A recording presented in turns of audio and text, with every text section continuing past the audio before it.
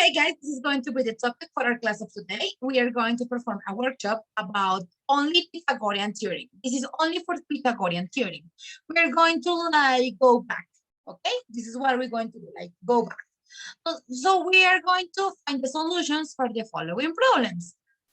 This is of Pythagoras, this is of Pythagoras, this is for Pythagoras, Pythagoras, and finally Pythagoras.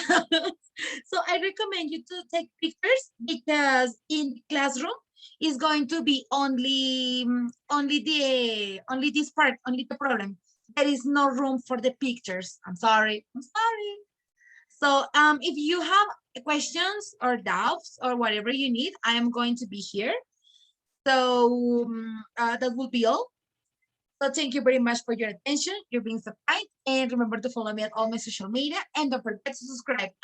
And don't forget that this workshop is you have until midnight of today to upload it in the classroom. Okay? So thank you and see you in another video. Bye.